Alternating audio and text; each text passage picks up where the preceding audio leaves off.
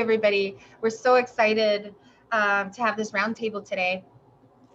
Seems like decades ago, but about a year and a half ago, we began this change team, and kind of took us some time to really figure out a path forward. But our smaller group has been so amazing. Really want to thank Sylvia Chavez at the Arizona Department of Ed, and Tim Grabasha, who's going to lead our activity today, and then Kenya Haynes from the National Center for Homelessness Education, and then of course Austin from the city of Tucson has just been such an amazing support, and also all of you. I think the idea has always been that our education change team would be a place where housing and education providers come together to really talk about how we can create pathways between education and housing so that young people can really thrive. And so that's really what the goal of these roundtables are. And I know if you saw the invitation, there were a couple attachments that tell you in more detail what YHDP is about and what our education change team is about. So there's just like a really quick snapshot about why we're here. I just ask that you please mute yourself if you're not speaking, just to minimize the background noise. Sorry, Austin, I know I might have put in on order. And then we ask you to participate. You can do so on the Jamboard if you're able to, but we'll also be keeping track of the chat. So the chat is your other piece of communicating, and this, of course, you can unmute and contribute. Great, I'll turn it over to Austin. Thank you, Daniela. And thank all of you for attending today's roundtable, and to the Homeless Youth Coalition for so graciously hosting us and letting us kind of come in and front load our roundtable into your meeting. We appreciate you. And Daniela, yes, mentioned that we shared information about YHDP, and so I won't spend a lot of time really talking about it because that was available to y'all, and I want you to have space to really have like wonderful, meaningful dialogue that Tim will facilitate.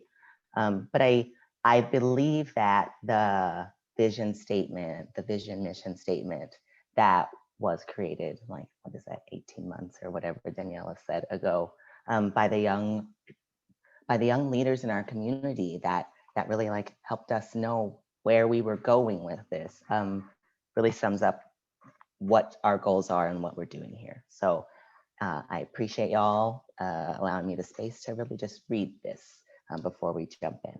So we envision communities and systems throughout Tucson and Pima County in which the causes of youth homelessness are disrupted and its solutions are permanent. This requires radical systems change built on intersectional equity and youth power.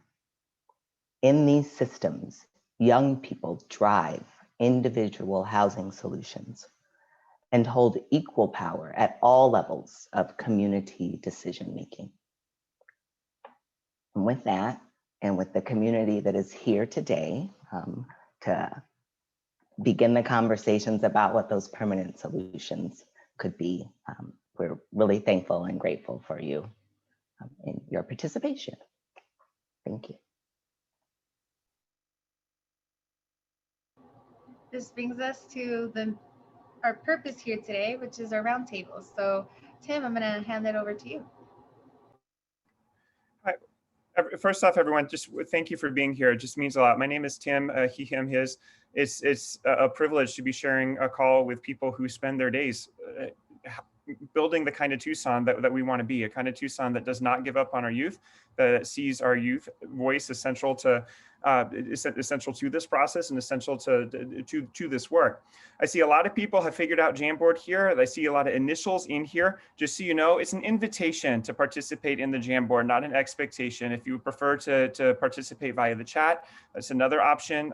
There's other friends of this work are going to be monitoring the chat. and adding it to the Jamboard that way as well. If you'd like to unmute and share, that's another way to participate and contribute too. So we'll just noting that if that to do it out loud, just wait for that silence, unmute, pop in, and we'll make sure that everybody's ideas get here.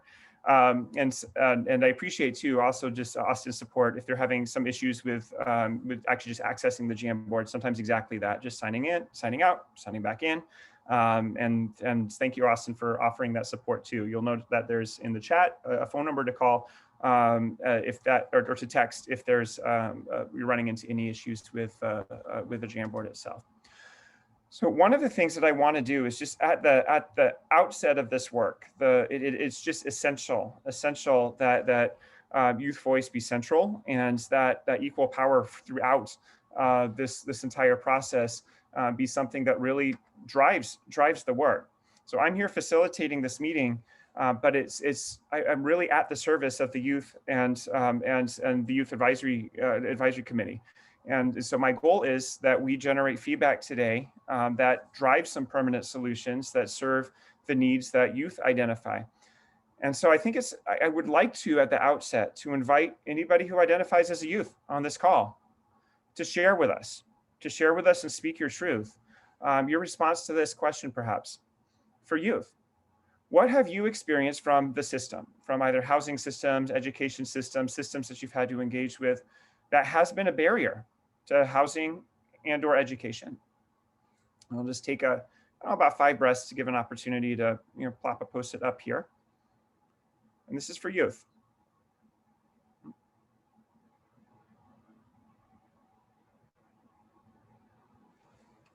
Eva, I'm going to plop the link to the Jamboard one more time in the chat. So that link way at the bottom of the chat, you can click on it and join the Jamboard.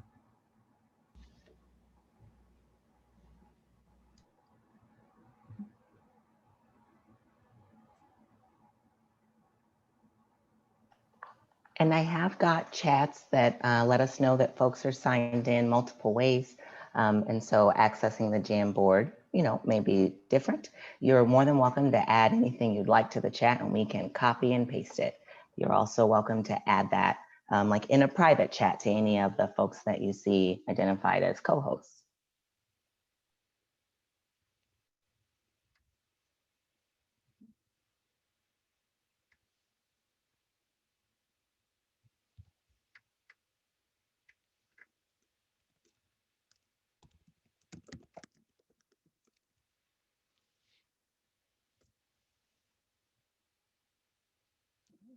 So I'll take 1 or 2 more breaths. I think too, whatever Post-its show up are the exactly right amount of Post-its. So if there's any youth here who's not feeling like they want to add a Post-it here or there, there's absolutely zero expectation that you do. It's just an invitation to share that there are barriers that exist, and for youth to speak their truth in that way. We can't really do this work well without that voice being centralized from the beginning.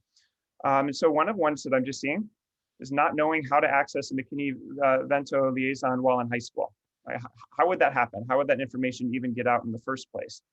And so I just want to say thank you. Thank you to the youth who spoke the truth in that way, and saying that we have an opportunity right now to solve something that matters and makes a difference. All right, well, thank you, I appreciate that. All right, so now what we'd like to do is, when we were thinking about how to run this roundtable and get the feedback that we were looking for right now, here's what I'd like to invite you to do. I'm on frame 3. So you see that Austin has advanced the frame to the roundtable frame 3. If you're on the Jamboard, you'll have to do that yourself. It's not going to automatically advance for you. So I'm on frame 3, and what frame 3 says, imagine in your role, either as a housing provider or as a person who provides education somehow, some way. As you think about your role and the kind of work that you do, if a fairy godparent showed up here in Tucson and said, if we could do anything at all to remove barriers to education for youth who are experiencing housing instability, what would we do? And so my challenge is, or my invitation right now, is if you can access this Jamboard, and I'm seeing 18 people with little symbols of various creatures up there. If you're one of those creatures and are able to add a Post-it up here, do me a favor and add 3 ideas. 3 ideas for what we could do to remove barriers to education for youth who are experiencing housing instability. And the additional challenge is, please make one of them weird. please make one of them weird. So an unusual idea, something that maybe seems unrealistic. So what questions might there be about the invitation right now?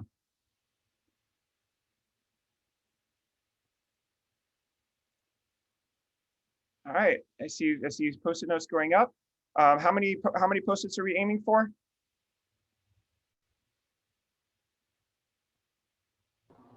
3.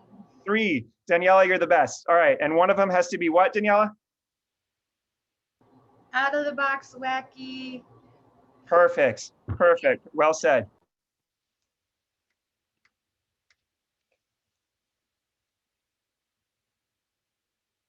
So I see 19 people on here. Should be like 60 Post-its. All right, I see them coming on. If there's stuff in chat. All right, I love it. Hi, my name is Jesus. I work with Google Metro Rec. I'm driving at the moment, but could I just say some ideas I have? Please. Yeah. Well, I'll record them one for you. would, yeah, for the questions. One would be understanding and compassion that these youth are surviving right now, and school may not be at the top of their priority list. So we need to get them stable. Mhm. Second one would be the embarrassment of saying you're homeless, and the youth helping the youth realize that we're here to help them and not get them into DCS custody or get their parents in trouble or their siblings removed from the house. And a weird wacky one is to have some fresh drip, aka good looking clothes that they could wear to feel good about themselves, because at that age I feel like youth are really into their appearance and their clothes. And the last thing they want to do is just get hand-me-downs and get more of a stigmatism that way. So yeah, that's what I got. Thank you. Thank you for number one. First off, thank you for your ideas, for your contribution. And also number two, thank you for just modeling that other way of speaking and participating. And so if there's anyone else who it makes more sense to participate in that way, unmute and share, and we'll get that your contributions plopped onto the Jamboard.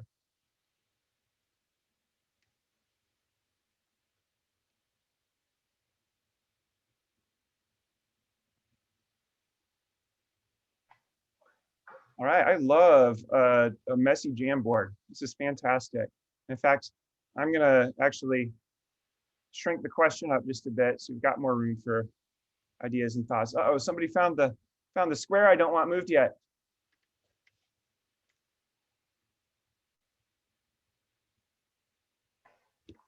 Tim, I will say an idea out loud because I got my hands busy doing technical assistance. It's not necessarily wacky, but transportation. If a fairy godparent dropped down here to help us out, like how can we just have some like real honest transportation options that don't just mean a bus pass?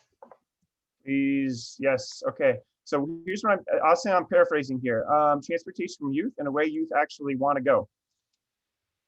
Would that be accurately paraphrased? Yes, thank you so much. And I see that Shruti is here from Bicus, and at the end of this roundtable is going to give us some amazing information about some options at Bicus. Thank you for being here. Fantastic. All right.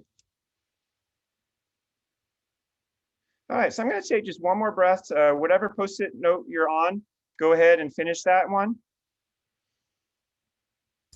Hey, Tim, can I just jump in real quick? It's Sylvia. Of course, Sylvia. With the fairy godparent and transportation issue, how do they want to be transported? Sylvia, can we, if it's all right, if we could, are you able to put that on a Post-it? Oh, hold on. Yeah. Thank you.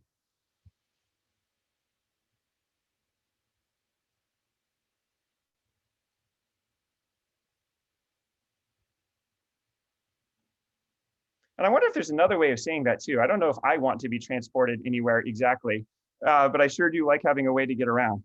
So if someone's got an idea for another way of phrasing that, I would love that too.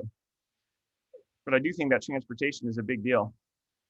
Uber and Lyft, I like it. It's on a Post-it now. All right.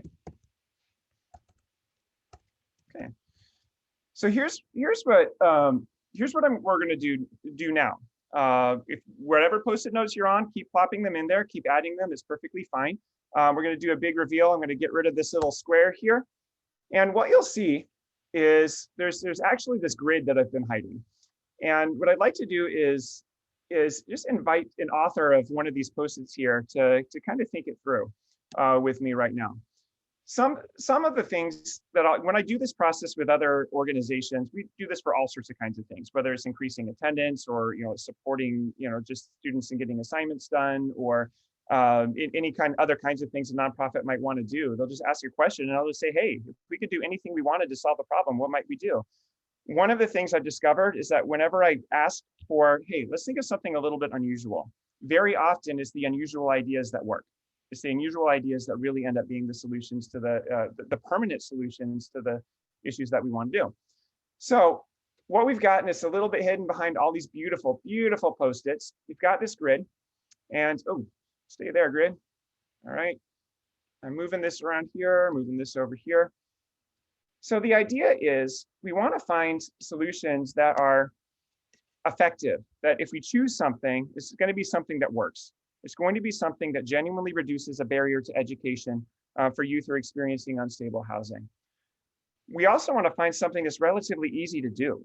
We want to find something that's realistic and within the scope of the work that we've got and the collective capacity of all the people on this call today. So one of the things that I'm taking a look at here is Uber and Lyft. Uber and Lyft. And actually,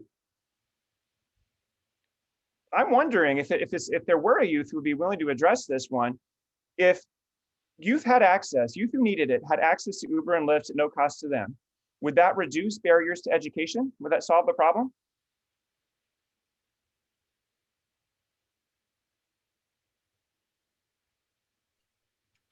I would think so, because I know when I was a youth, they would set up when I was under the age of 18, they would set up like a taxi services for us instead of using Uber and Lyft, and that seemed to be more unreliable than Uber and Lyft. Like, we'd be super late, but every time that I had the opportunity to take an Uber or a Lyft somewhere, like, it was always like I was on time, and I was able to get where I was going, and it was convenient.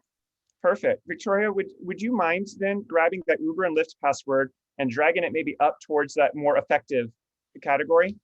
Mm-hmm. And then while we're at it, this actually might be a great question for everybody, because all of us who have access to these resources and funding and are already working to solve this problem on a range of easy, yeah, it's absolutely easy. Let's just sign everyone up for accounts and get started tomorrow, to no, we really can't do it. There's just giant brick walls in between our youth and an Uber app. Where might we see that? And I'm wondering if there's somebody who thinks that's a pretty doable thing to do, might share a thought or two about that.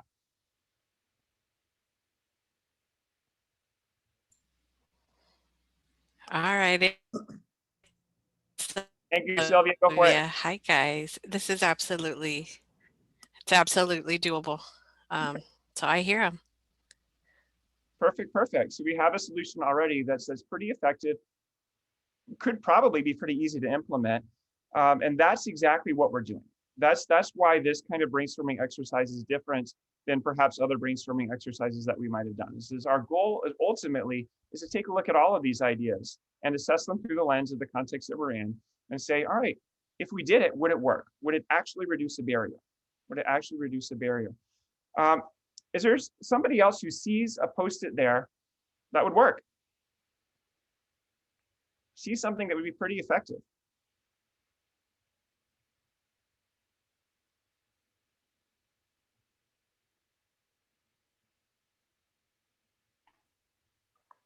I see something, I think.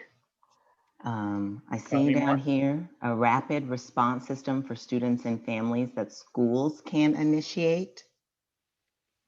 I think that can exist. Without necessarily committing to knowing exactly what that rapid response is or what it does or anything like that, but assuming that it was a thing that would respond to actual needs that you've had and that schools could be the ones to start it. Austin, I hear you saying that if that existed, it would effectively reduce barriers to school. Yeah. I know you're doing tech support, so I will go ahead and drag this up. Do you see this as effective as Uber and Lyft, or below that, or? So, I mean, I come from my perspective, you know, but I see it as being as effective. I think if someone has the access, then it can be as effective as they need it to be. Right. And in terms of implementing it, in terms of, would this be relatively easy to do, to organize, train school staff to support, to scale up to schools around and things like that? Where's your sense of where this falls on the easy to impossible line? So it's not easy. I want to be authentic in my answer. I do not think it's impossible. I think that, relatively speaking, and my colleagues that have a opinion could unmute, that it takes time, like a time commitment, and we're talking about the education system and they have not the most time. So I think that it, like wherever you want to put it in between that. All right, I'll just put it kind of on the right side of impossible. Then we'll put it over here. And so this is the process that the education change team is going to do. We're going to take a look at making sure that we've got ways to get everybody's feedback here on this, and to arrange all of these post-its into these kinds of categories. With the idea being that if we find something that's way up here on the upper right, that's a slam dunk, easy to do, would absolutely serve the needs of youth and would support and increase access to education, those are the kinds of things that we want to be doing right now. Those are the kinds of things that that we want to be putting into place to build this Tucson that doesn't accept that you should have any difference in access based on housing to education right here. What I'd like to do is let's do one more of these. It specifically talks about education and reducing education access right here. So here's another one that I think is really neat. And just to know, if there's youth on the call, like, I'm asking for your voice, but not expecting it. So if it's just like not your thing to comment on every post-it note, there's no expectation that you do that. It's just, there's an invitation to participate in that because this is we are at your service in this work. There's one that gets talked about a lot in my work, as is primarily with schools, having youth mentors at all middle schools and all high schools. I don't think that would be a bad idea at all. I'm wondering, in terms of access to education, in terms of if this existed, would barriers to education be significantly reduced?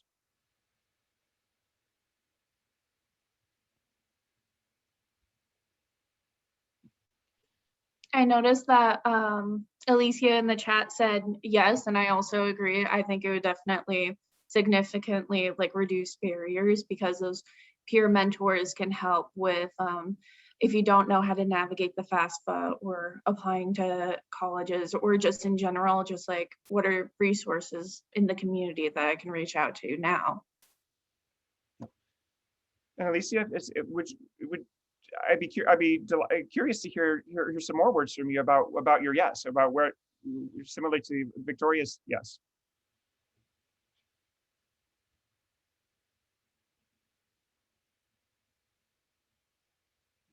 And Alicia, I'll take your yes for what it is. It sounds like something that would be pretty effective to do, and I appreciate that. And thank you, Victoria and Alicia, for speaking your truth in that way.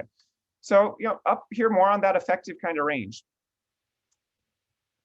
More effective kind of range, and probably easier to do even than creating rapid response teams. If the youth already exist, they might actually be able to do that. And Kate, you're also noticing too that yes, that we have to actually know what these mentors are supposed to do and what mentorship actually means. And there's some schools that might do it and some schools that might not. But I think that's definitely something that needs to be thought about as we sort of put it on that kind of range of easy to impossible right here. So I hear something about online school is now on the Jamboard as well. What I want to do is, we're going to shift to a different kind of question, but a similar way of thinking. I also, Austin, would you mind going back to the last slide for just a moment? Here's just one promise that I want to make to you, a check that I absolutely promise is going to be cashed by the education change team.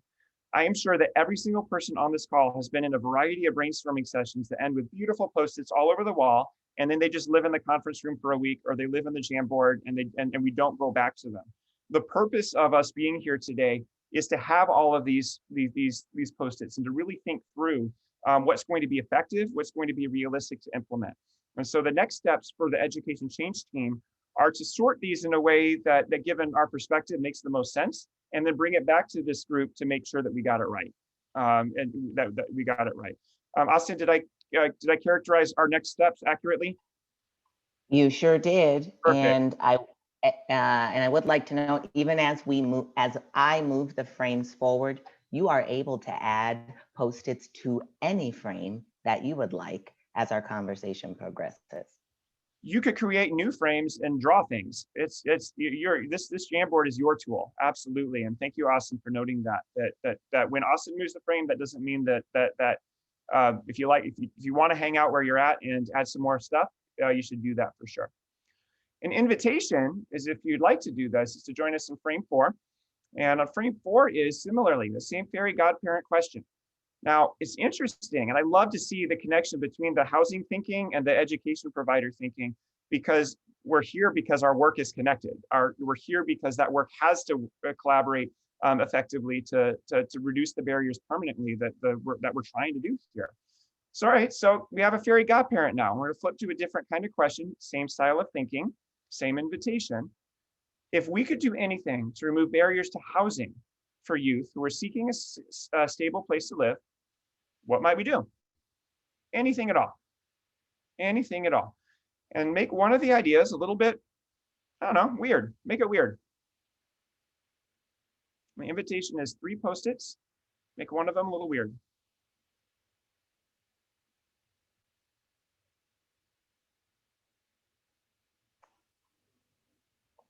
And a reminder that if it's more accessible to unmute, you're able to do that. And if you'd prefer to add your ideas to the chat, someone from the education change team can help get them on the Jamboard.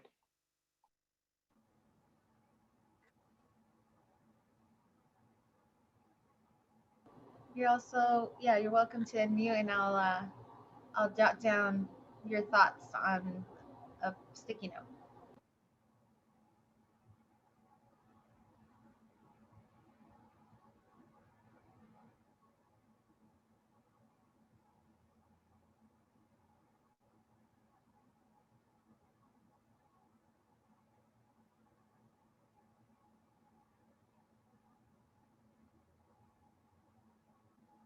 Mm-hmm.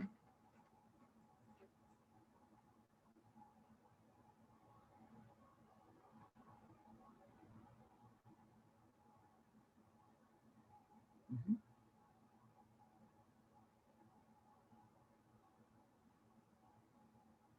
Go ahead and say that. I'm Anicia with Goodwill. Yeah. Hi, this is Susan Goodwill. I have one of my youth peer outreach engagement specialists here, Anicia. This is her first day, and she has some thoughts about this question. So I think that we need to start with our community and having our adults probably foster more kids, because I know there's not a lot of foster parents out there, and there's not so much room for all the kids in the system right now. Any other things that would eliminate barriers, you think?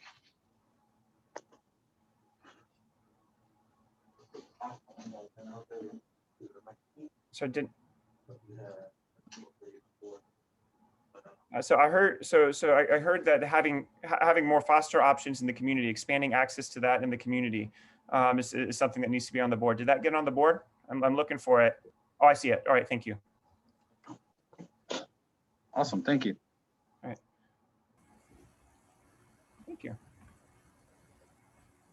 All right.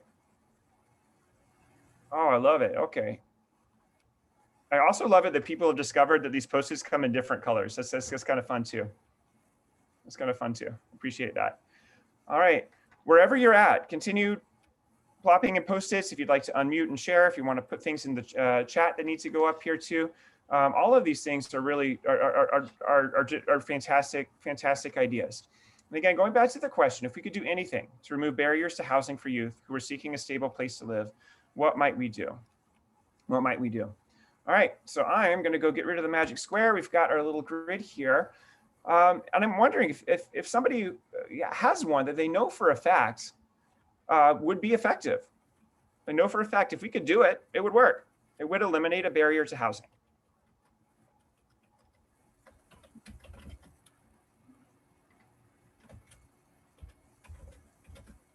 I'll share. I had added the rapid response system on the last slide, and I added it on this one as well. And I think that that's a huge piece that sometimes schools are disconnected from some of like the local, community action agency type resources and rapid response services. So I think that would be key to help getting not even just housing, but resources in general. All right, fantastic. Are you able to drag that up to the effective? Sure. All right, thank you. I appreciate that. Here's another invitation. I'm wondering if there's something that maybe somebody felt would be a little bit maybe unusual or out of the box kind of thinking, but if we did it, it would work. But if we did it, it would work. May I elaborate on mine?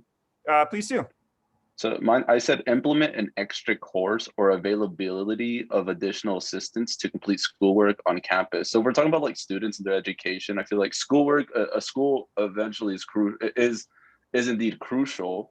So if there's like an extra like course or some kind of staff that were to stay after hours only for the students that have these housing problems, because having a flexible school hours, I think, in my opinion, can also maybe allow the student to work around their living situation, right? So like maybe having more flexibility of where they can sleep, where they can stay.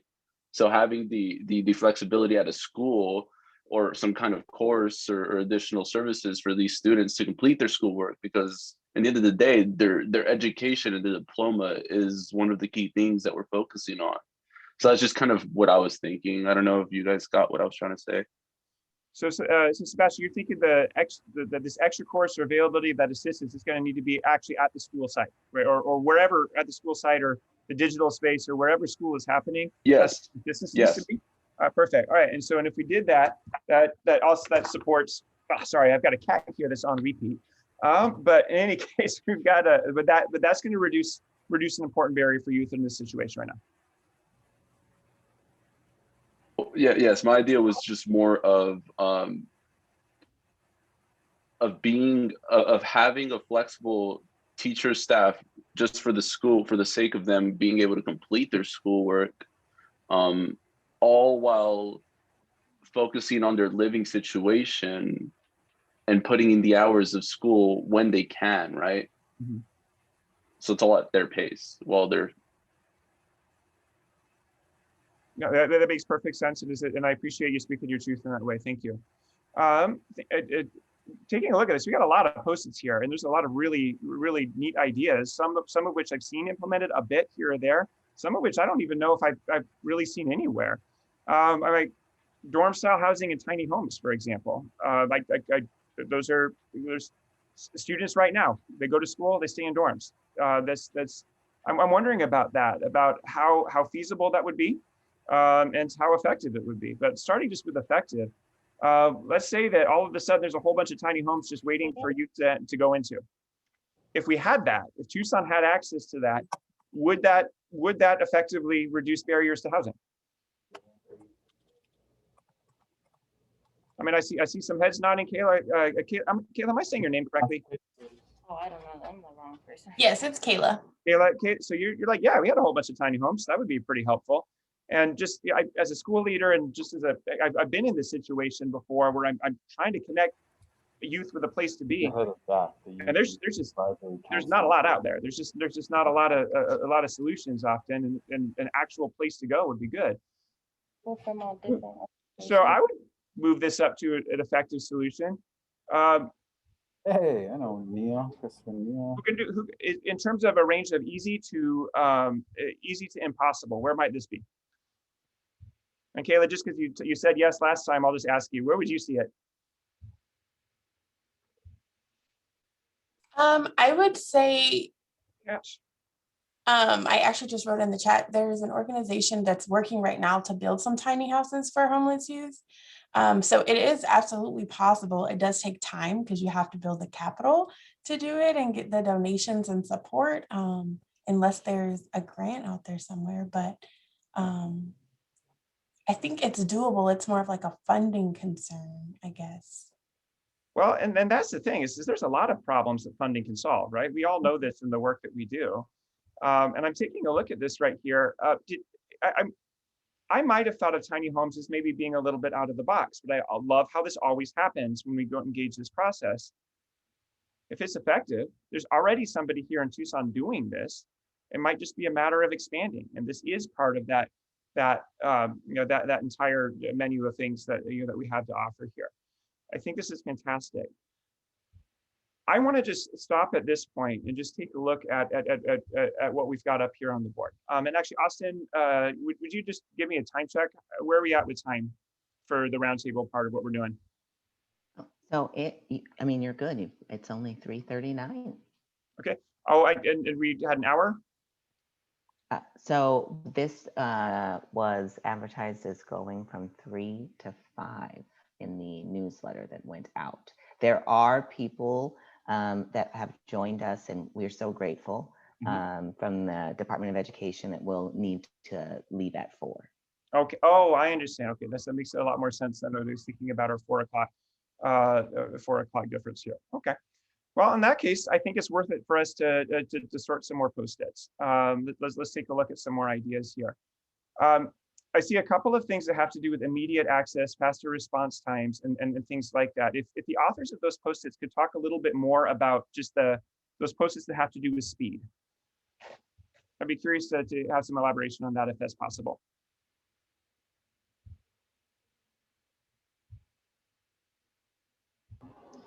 I can share. I have a young person in our program right now that was exited out of the CRC. So there's this, as a community, a place where we see a lot of barriers as in discharge from like places like the CRC or like the courts. Anyway, young person had nowhere to go. We were able to have a hotel, but it's been about a week and a half and we still haven't been able to get movement in terms of a housing placement. Has been assessed, have explored a ton of options. Shelters just fill up at times when young people are in school or just really early hours in the day, and then by the time we get connected, they're full. So we're just kind of hanging out in a hotel until we can figure out what the longer term option is. But as an organization, that just becomes really expensive over time, and so it is limited too. So we're just kind of waiting, and all this while, this young person has no idea where they're gonna go tomorrow. So yeah, it's just a slow, it's not, placing young people into housing isn't in our community right now fast because it's not a crisis response. So unless young people go to the adult shelters. So it's that in-between time that's really tough. So there's this gap between, there's a need that's clear. It's clear right now, it's happening right now. And the at least permanent-ish, even like a solution, something is durable beyond a hotel. A hotel is not a durable solution. It isn't. At least it was what I'm hearing Daniela, you say it hasn't been for the youth that you serve. And so that there needs to be something that is. And the answer needs, when somebody calls, the answer needs to be yes if it's going to be effective. Is that accurate? I'm sorry, you're posting things at the same time. I see. I'm sorry. So yeah, but I see the nod and I'll take it. All right. So I'm gonna, if anyone can help with this too, if there's ones that have to do with speed, like if we could do it, those seem like that's the biggest key to effective. That's the biggest key to making any of this effective, is that when the need happens, the response has to be there. That when the need happens, the response has to be there. And so now what I'm curious about is that there's some post-its that have to talk with time, and then there's other post-its that have to talk with place, that have to talk more about like the place where this happens. And I'm curious to know which of these might work. Which of these might work? Now, I'm not sure that necessarily everybody wants to live in a dorm, but some students might. You know, there might be, I think I saw something about like, some like just paying rents and deposits at apartments around town in Tucson. Maybe that's a solution. So an apartment in a dorm room, different kinds of places, but they are places. They're like a tiny home is a kind of place too. Are there any of them that, especially from a youth point of view, would work? They're like, yeah, actually, like if there were a place I could just walk into and know that it's going to be safe and I can sleep there. Lance, I noticed you unmuted. Were you wanting to say something? Yeah, I was just waiting for Tim to get in. I didn't want to interrupt him, but so Tim, I'm not a youth, but I was able to put it in the chat, and Daniela put it up there that provide a shelter space for only young adults. Mm-hmm. And so I think a lot of us on here can attest to that. A lot of our young adults, when they are in the situation of needing to be housed, the homeless shelters come up quite a bit, but for various reasons, you know, they don't move forward with those options. And sometimes there's several barriers within that. You have to call for some organizations early in the morning. They may not have access to telephone, but what if we could have a shelter space only dedicated for young adults, where they feel comfortable, where they feel like, hey, there's other peers. That's something that I believe could be doable for our community. And it might even just connect too with what Sebastian was sharing earlier. Like, so if there are needs for youth that are in the same situation, that there's opportunities to provide the same kinds of supports that they're asking for, and to do it perhaps more efficiently. So that seems like a pretty effective thing to do. Lance, where would you see that? I mean, on one hand, creating a shelter space for youth sounds like a really big undertaking, except that there are shelters that exist right now. And there are some. They're not a lot, but there are some. So Lance, where would you see that in the range of easy to impossible to do? I would have to say I would go middle. All right. Would you do me a favor then maybe put it into middle? Yeah, I think it's doable, but do I think it's a lot of there's a lot of moving pieces? Absolutely. But perfect. Thank you. And then now, actually, because I've realized we have a lot more time to do this than I thought, I'm really excited because that actually, like, just the education change team, this is going to mean a lot less sorting for us, perhaps. I've seen folks put check marks on Post-its. That's a beautiful thing to do. It's when we move the Post-it, the check mark will not move with it. So we'll just need to know that the check mark that you put on might need to get redrawn again when those kinds of things come up. What I'd invite you to do is, in thinking through the Post-its that you put on here, take a look at it and drag it where you think it needs to go.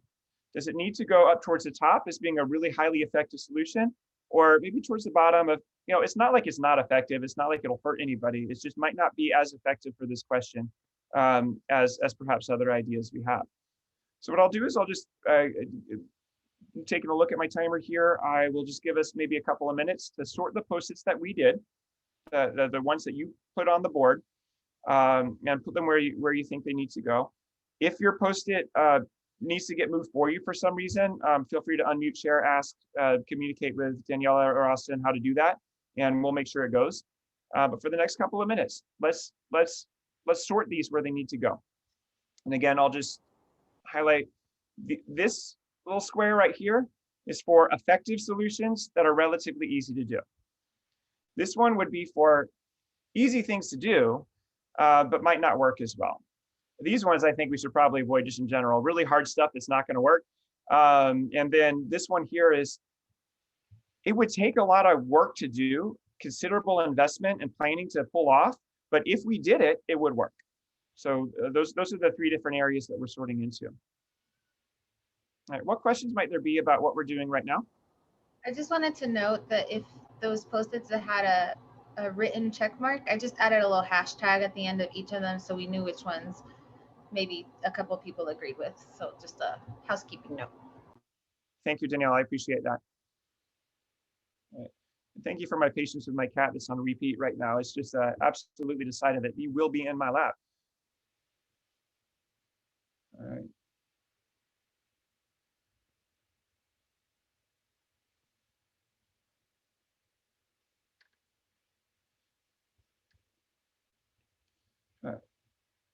So I'm seeing here, provide a shelter space for only young adults. I'm going to move this more towards the top. As you were thinking, that would be a really effective thing to do. And you were thinking that would be more towards the middle, though, in terms of whether that was a realistic thing to get started on.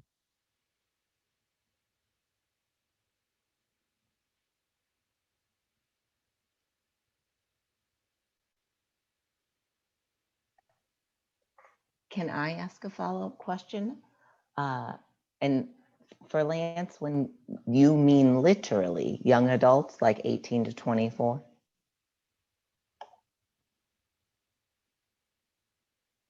Yes, that is correct. Okay. Thank you.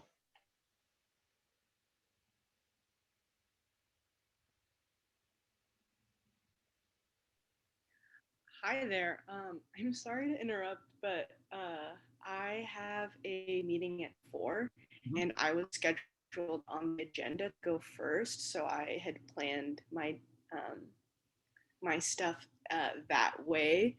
So I was wondering if someone would be able to, maybe shoot me a text when it's time for me to present. This seems like, I don't want to interrupt the roundtable, but I do have to head out, and I was planning and want to still present today. So I was wondering if there was someone who would be able to take my phone number and just text me when it's ready, when y'all are ready for me to present about BICA stuff. And then I'll hop off the other meeting and come back and then head out again.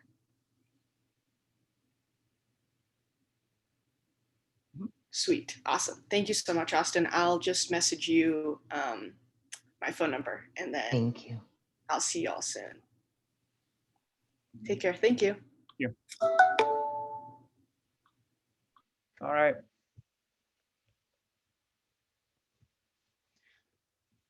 So just as the post-its get sorted, and I'm taking a look at what I'm seeing up here, I'm just seeing a lot of really good ideas, a lot of things that are happening in small scale already here in Tucson, that there might be some possibility to scale up pretty easily. I'm also seeing some ideas that might be really hard to do, but could be worth it, could really be worth it to do, given how effective that it might be at having some of those those barriers removed here.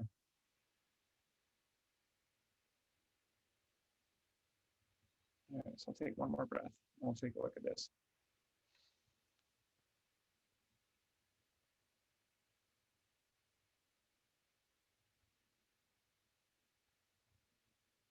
All right.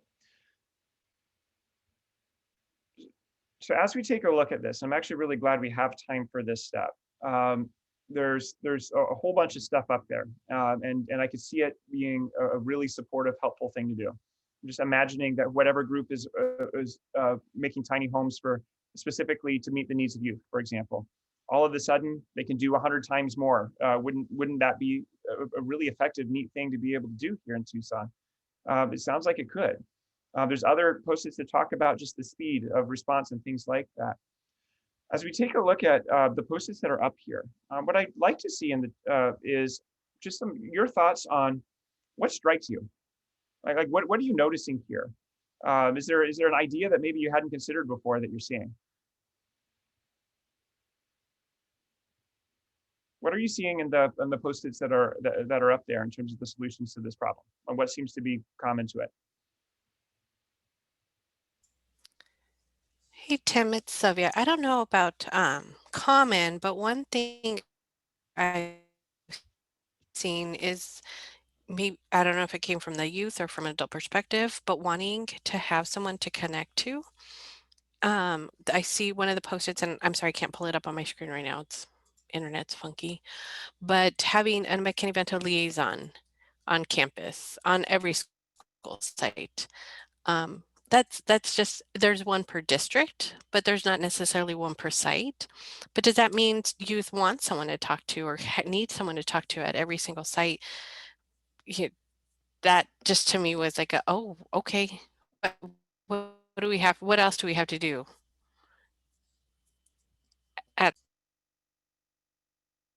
You're noticing something that I've reflected on in this work as well, especially as it relates to engaging, to supporting youth who are seeking a stable place to live. Is that number one, that the youth have to be at the center of that conversation if it's going to work, and then just number two, that it's. I don't see anything in here where people are saying that we need to create a program, where it needs to be a program. What I'm seeing is a whole bunch of, there needs to be an actual answer, like a solution, a place, and there needs to be people.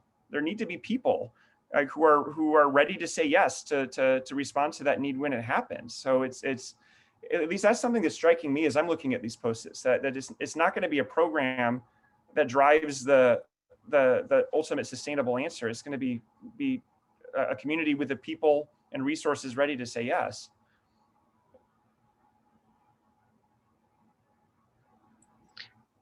And I just saw one that I thought was really good. And that was this pink one here, direct referral from McKinney-Vento liaison to housing programs. Like Daniela said, like, why should a kid have to wait until, or go early or not be able to go because of school or because of whatever's going on with their life? But if they tell someone, I need a place to stay tonight, then that McKinney-Vento person should be able to just get them a place to stay, should be able to navigate that for them. I thought that was a great idea. There should be way more people with access to the yes that youth need when they're asking for it. There should be way more people with access to the yes that youth need when they are asking for it. Right.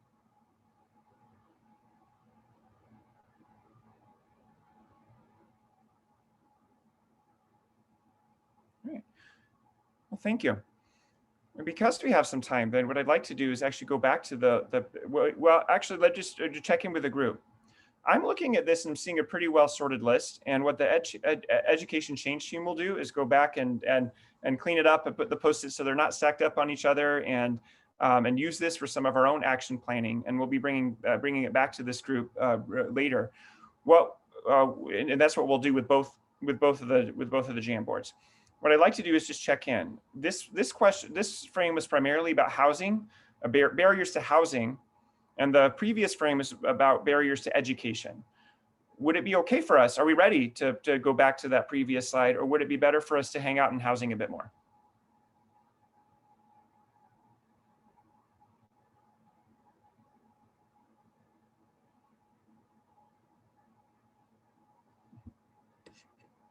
All right. Fantastic. Let's go ahead then. I'm going to move my slide back. Austin, if you wouldn't mind going back to the education slide. Let's do the same thing that we did in the other one. Let's sort it. Let's take the ones that you did specifically about if your fairy godparent came, we could do anything we wanted to do to remove barriers to education for youth who are experiencing housing instability. What would we do? What would we do? Take the post-it that you wrote and sort it along that same lines of easy to impossible, and highly effective to perhaps less effective.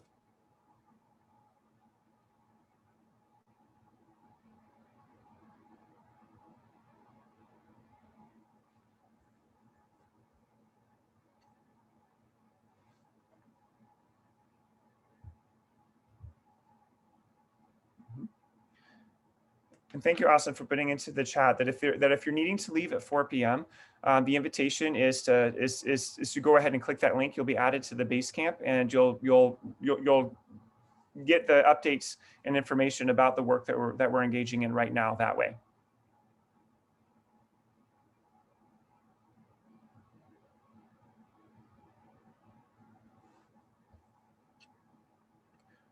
Jesus, are you still on our call today?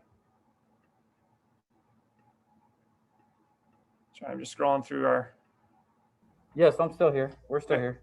Jesus, you had mentioned one where it's just like the social aspect of it too, of just like that if you're a youth experiencing homelessness, what could schools do to reduce the stigma of that right now? So I see a post that talks about the embarrassment of saying that you're experiencing homelessness, and also just that fear of DCS involvement right there.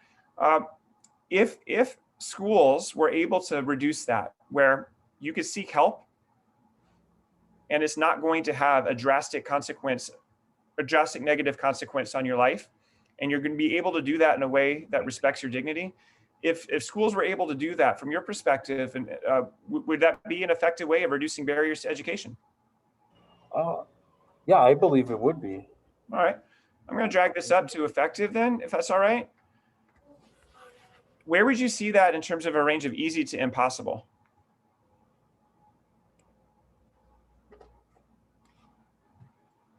What was the question? I'm sorry.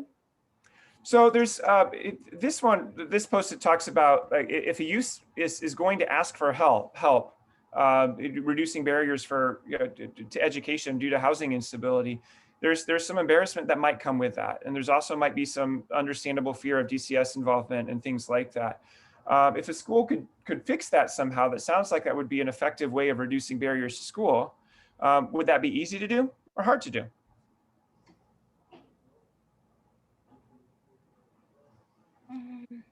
I feel like it'll be easier for the kids because I personally dealt with that when I was younger. I wasn't necessarily in DCS, but I was homeless. I just wasn't in the system as that. So it was harder for me to go to school and sign up because my parents weren't involved. And at the same time, I didn't want to get involved with DCS because I had somewhere to stay. It's just I didn't have someone to help me with all my medical records and everything else. So it would be effective, but it's also on the state with having to get guardian signatures and stuff like that with other things. Yeah. If that makes sense. No, it makes perfect sense, and I appreciate you speaking your truth in that way, and thank you for that. And there's kind of two things going on here. On one hand, there's that social aspect of just being able to ask for help when you need it. That on its own is hard for any human being, and in a lot of situations, and youth have shared with me that it can be really hard. But then the other issue of there might be a DCS involvement in there. And for school officials in particular, that's really tricky because we often don't have choice. We don't have a choice in when we report, we often have to. And so there's some other issues that come into play there too.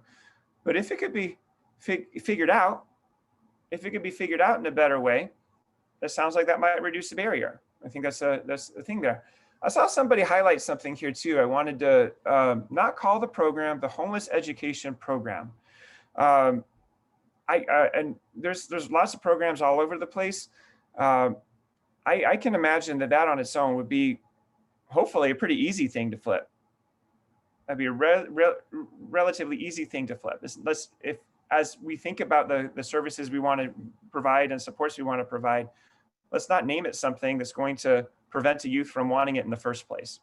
So I appreciate that star going up on there as well. All right. I actually had a comment on that one. Tell me more. So I was thinking, when I first saw it being highlighted, in my point of view anyways, I think just depending on how that program would be named, it would seem like it's dancing around the actual issue, and it's that typical language, because you don't want to straight up say a homeless education program because that could frighten some people, but also use some other language, then it could be unclear of what the program is, or making it seem like it's not as important as it is. So on one hand, we don't want the name of something to cause a problem to prevent somebody from accessing it. But on the other hand, we also want to be clear about this is it. If you're looking for help, this is the place to go. Or if there's a thing that you want to do, these are the people and the yeses that they have, or the access that they have. So Victoria, thank you. I appreciate that as well.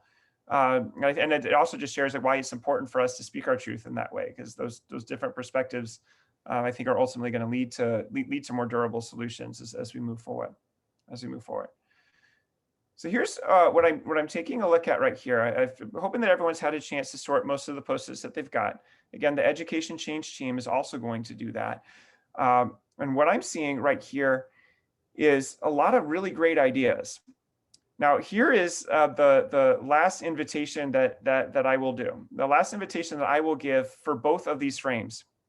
It is really, really easy to come up with post-its that somebody else should do and create. Right? That's very easy to do. What I would like us to do now is we both have different roles, and that we all have different roles in the call. We have a youth perspective from a variety of places. We have folks that are in housing. We have folks that are in education.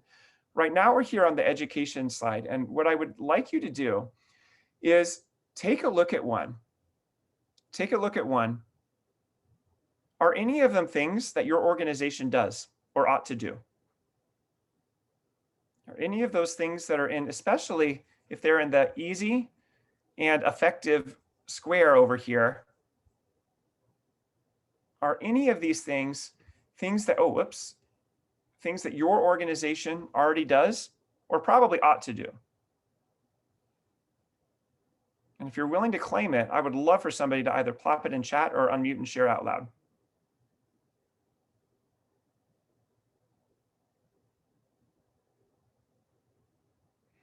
Yep, so already there are schools that are offering flexible school schedules. Thank you. I want to unmute and say something. So like I'm here as the person that's like the project coordinator for the projects that were awarded for the housing component of YHTP.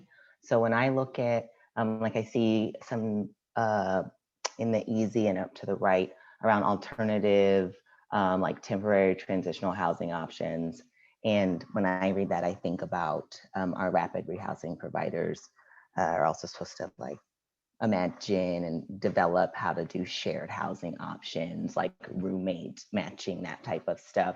And so like that just lets me know like we got to dive into that. And when I see stuff that on here that talks about an ability for McKinney Vento liaisons to directly like make referrals or speak to this homeless response system, that is possible. But yes, it takes time and development. But I think between Sylvia and other folks like committed and dedicated to that, like we can do that.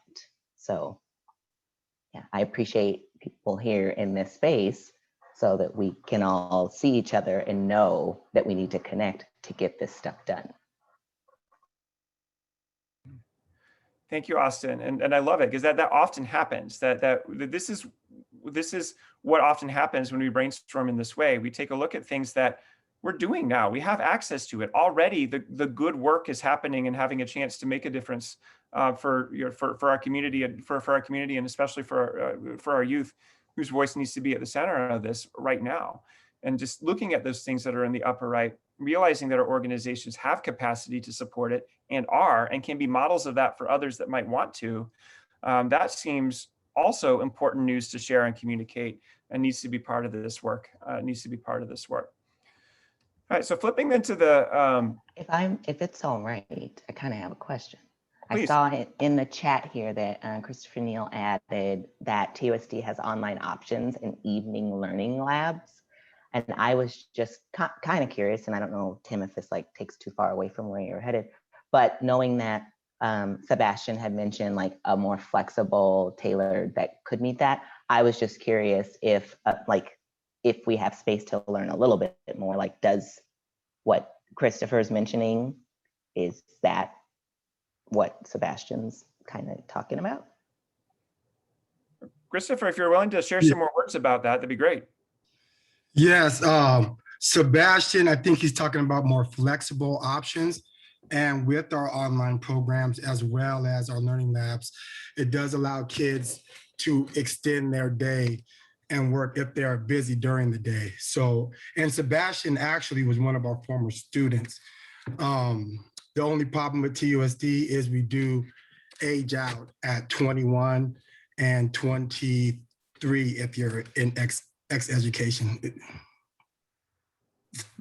exceptional ed. So that would be the barrier right there, is the age limit.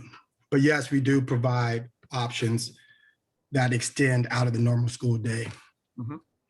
There's a lot of charters, a lot of TUSD does as well, and so their flexible options are there, and would have to support youth who need something outside of that. So I think that's a really neat thing to know. And Christopher, thank you for sharing that. Sebastian, you were talking about something that flexible schedule was part of it, but there was something else though. Like it wasn't just that having access to online stuff. That there was something more that you were talking about, I think.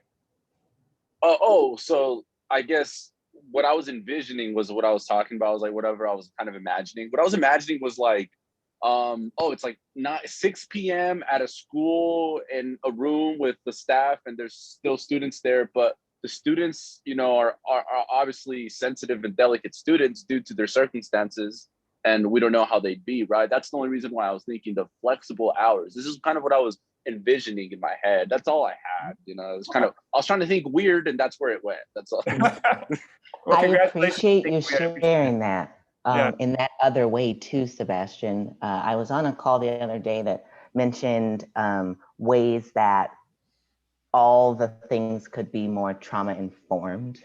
And so like what I hear in there is some of that.